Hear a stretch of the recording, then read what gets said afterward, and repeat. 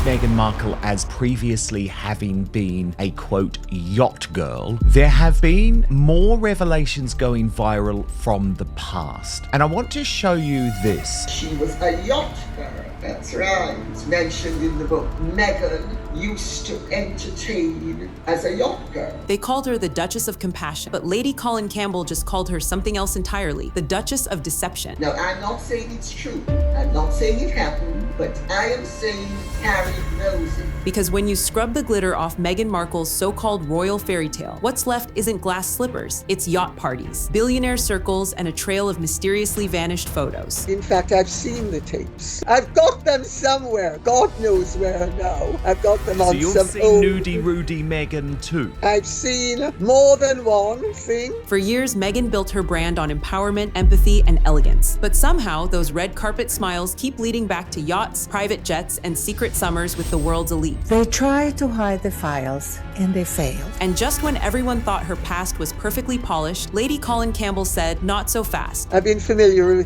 with it for a long time. She claims there's a hidden chapter, one that the palace PR machine worked overtime to erase. They couldn't keep these pictures hidden because there's just too many people involved. And now they don't care about protecting Meghan Markle anymore. Because behind every filtered Instagram post and every teary interview clip, there's a side of Meghan that doesn't quite match the fairy tale. The one that whispers, she didn't just marry into royalty, she auditioned for it. The reason why these pictures are so problematic for Meghan Markle is because these pictures place her with Jeffrey Epstein. And now, with what Lady Colin calls the photos they never wanted you to see, Meghan's carefully crafted image might be cracking faster than a Buckingham teacup at a family reunion. So buckle up, because tonight we're not talking about tiaras and titles. We're diving straight into the scandalous side of the Duchess. This has now been going viral this week, Lady C. These pictures that I'm about to show you have been banned from the internet. They were scrubbed, but now they're back. They're finally out there. The one the palace won't confirm, the media won't touch, and Lady Colin just blew wide open. They buried the truth, but Lady C just dug it back up. They couldn't keep these files hidden. I've been familiar with it for a long time. It started with a whisper, a single line in one of Lady Colin Campbell's latest interviews that detonated across the royal internet like fireworks over Windsor. There are photos, she said calmly, the way a surgeon says scalpel, photos that were never meant to see daylight, photos that, according to Lady C, rewrite everything we thought we knew about Meghan Markle's pre-royal life. This was taken in 2015 when Meghan Markle was flown to Istanbul for the opening of Soho House to be a party girl, carpet filler. Within hours, hashtags were exploding. Screenshots, blurred frames, yacht decks under golden sunsets, all allegedly tied to a certain ambitious actress long before the palace gates opened. And this time, Lady Colin didn't hedge or hint. She named the context: exclusive yacht parties, billionaire summer retreats, and a web of elite connections so polished it made Hollywood look like a warm-up act. What makes the revelation sting isn't just the imagery, it's the contradiction. A man called Kevin Blatt. Now, he is a celebrity tape broker, ladies, where he describes a 2018 call from a woman claiming to possess a 4-year-old tape of a Meghan who is about to marry a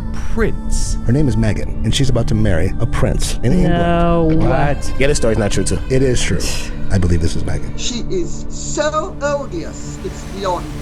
The Duchess who preaches compassion was apparently mingling in circles built on excess and privilege. The woman who lectures on equality was allegedly sipping champagne with the 1%. And as Lady C tells it, these weren't innocent coincidences. She claims Meghan's rise was strategic, a masterclass in social repositioning, with every photo, every guest list, and every yacht stop serving a purpose. But if these whispers are true, the real scandal isn't that the photos exist, it's how far some people went to bury them. Because once Lady Colin said it out loud, there was no going back. Every fairy tale has two sides. And according to Lady Colin Campbell, Meghan Markle's glow-up from TV actress to Duchess wasn't exactly fueled by destiny. It was strategy, wrapped in designer ambition and sealed with a champagne smile. And here we have Andrew, with whom looks like Marcus Anderson. This is in 2001 when Meghan Markle would have allegedly been on 3rd year. Meghan Markle hardly spent any time at Northwestern University. People like Meghan will always stay with the man if there's no better option. Before she was walking royal carpets, Meghan was allegedly walking yacht decks, the kind where guest lists are handwritten, phones are confiscated, and billionaires trade invitations like currency. These weren't casual vacations. They were power auditions. Behind every sunset photo and every just networking caption was a climb. Quiet, calculated, and perfectly curated. Lady Colin paints a picture of a woman who knew exactly how to play the game. One night she's the charming Hollywood newcomer. The next she's in Dubai, or Ibiza, or the Hamptons, surrounded by the kind of people who could open doors faster than any casting director. Insiders say she wasn't just attending, she was observing, taking notes, rehearsing the role that would one day crown her. And what's chilling isn't that she moved in those circles, it's how carefully those moments vanished. Posts deleted, tags missing, friends suddenly private, a digital disappearing act that only makes the whispers louder. She was coming to New York all the time. She was in New York when Andrew was in New York for an entire month in September 2013. Lady Colin's words strike deeper than gossip. She didn't stumble into royalty, she mapped the route. But if Meghan really was living two lives, the humanitarian and the high roller, what happened when those worlds finally collided? Because that's where things start to unravel. It always starts with one photo, blurry, distant, just enough to spark a wildfire. Then, like clockwork, the internet detectives show up, screenshots multiply, and suddenly the story that wasn't supposed to exist starts piecing itself together. That's exactly what happened when Lady Colin Campbell mentioned those vanished yacht photos. Within hours, obscure blog posts resurfaced, old archives flickered back online, and what looked like a routine sunset party took on a whole new meaning. In the center of it all, a familiar smile, a familiar silhouette, one that looks uncannily like Meghan Markle. And I know what you're gonna say. Maybe it was just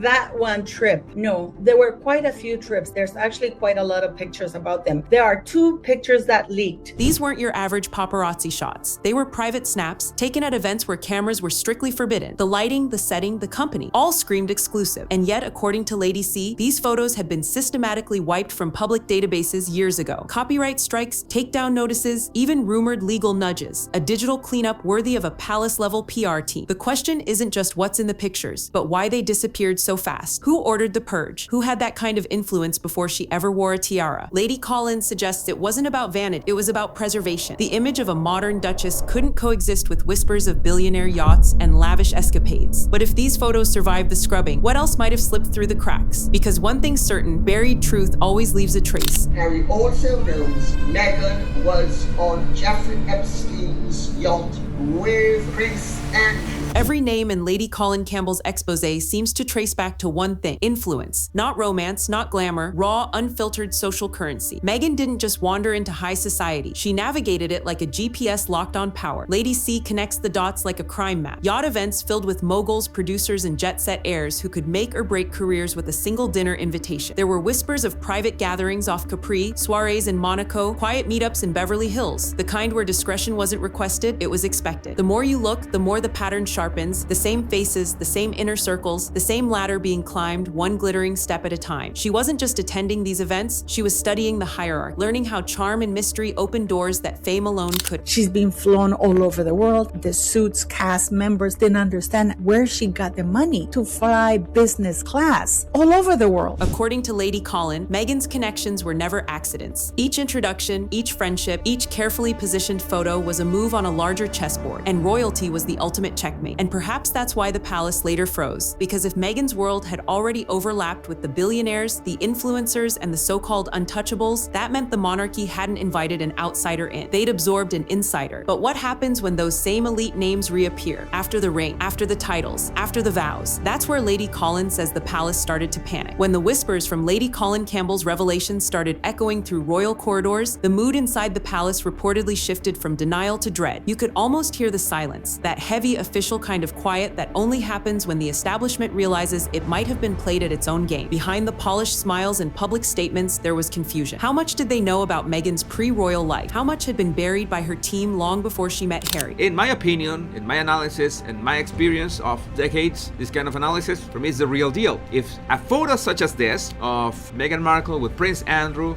years ago surfaces, that will be quite an scandal. According to Lady Colin, certain aides had tried to flag flag inconsistencies early on. Odd trips, unexplained introductions, carefully redacted timelines. But once the engagement was public, questioning her became taboo. She wasn't just Meghan the actress anymore, she was Meghan the royal brand. The Queen's advisors, known for their ironclad control, allegedly feared one thing above all: optics. Any link between the Duchess and the world of elite yachts or billionaire circles could ignite a tabloid firestorm. So instead of confronting it, they went silent, a royal reflex honed over centuries. But Lady Colin's claims cracked that veneer. If even part of her story held truth, then the monarchy hadn't just welcomed a new Duchess. It had imported a PR disaster in couture gloves. And when the palace realized Lady C wasn't bluffing, whispers turned to damage control. Because once the illusion of control breaks, even a crown can't hold back the storm. Then came the twist no one saw coming. The moment Lady Colin Campbell hinted that one of Meghan's former acquaintances from those elite summers had finally spoken out. Not a journalist, not a rival, but someone who had allegedly been there. Someone who described a woman who was less a social butterfly and more a strategist with a smile. The yacht girl. Oh my God. Ghislaine Maxwell spoke. She said so. Virginia Roberts spoke. They both talked about Meghan Markle, but the world chose to ignore it. And even now, with these pictures out in the public domain, the press still refuses to expose Meghan Markle. According to Lady C's account, the insider painted a picture of Meghan that was unsettlingly precise, observant, composed, never drunk on the luxury around her. While others posed for attention, she was taking mental notes, studying who mattered, who held power, and how proximity could become opportunity. She never wasted a moment, the insider claimed. Everything was a move towards something bigger, and yet there was admiration in their tone, not pure malice. They described her as relentless, almost visionary, turning every environment into a networking masterclass. But beneath the respect lurked unease. The insider allegedly recalled a chilling line Meghan once said during one of those glittering nights: "Real success isn't about where you are, it's about who believes you belong there." Lady Colin's retelling of this confession landed like a thunderclap, because suddenly, the rumors weren't just about photos or yachts, they were about intent. And when Lady C heard that line repeated, she reportedly paused, then said 5 words that made her clip go viral. That explains everything about her. Lady Colin Campbell didn't just allude, she detonated. During one of her viral live streams, she dropped the phrase that set Royal Watch Twitter ablaze: the yacht girl era. 3 words, sharp as glass, and suddenly the internet divided like the Red Sea. Supporters called it cruel, critics called it confirmation. Everyone else, they just couldn't stop watching. It wasn't the insult that hit hardest, it was the precision. She'd been a Deal or No Deal girl. She was calling herself a model,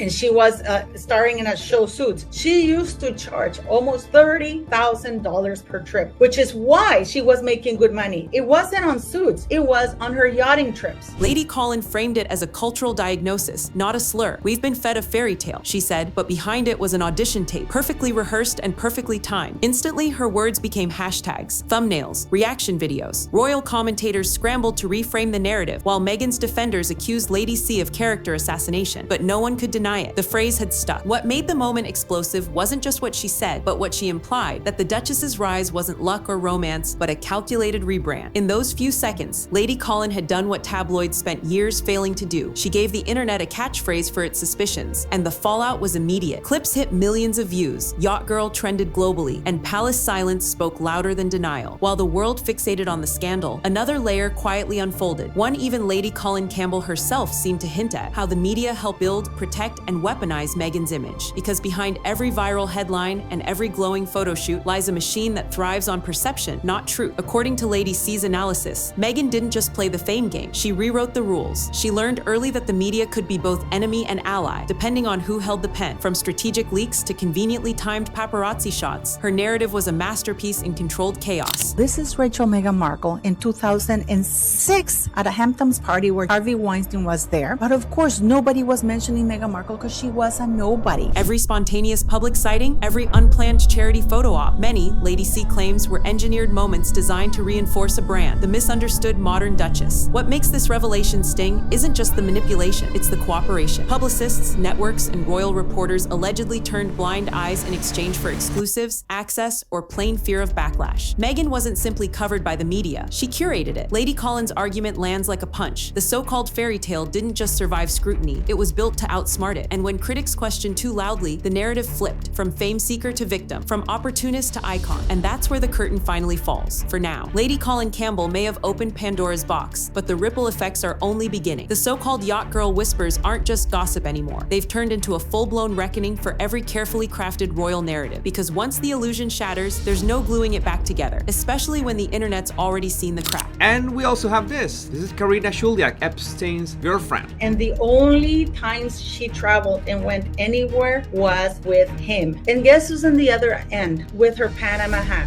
But before you go thinking this is where the story ends, think again, because while Lady Colin was exposing one side of Meghan's past, another bombshell was breaking live on air, one that had Piers Morgan himself nearly jumping out of his chair. Yep, I'm talking about the shocking moment when Meghan Markle's leaked Soho House photos surfaced on live TV, leaving everyone from royal commentators to PR insiders completely stunned. If you missed that chaos, you're gonna want to see what actually happened next. It's messy, it's bold, it's undeniably viral. So before this video ends, hit that subscribe button, smash that notification bell, and keep your eyes locked on Star Spotlight, the only channel that brings you the royal truths they don't want you to see, without filters, without fear, and with all the drama you secretly live for. Because if tonight's revelations shocked you, just wait until you see how far those Soho House photos really went. Your next jaw-drop moment is waiting right after this.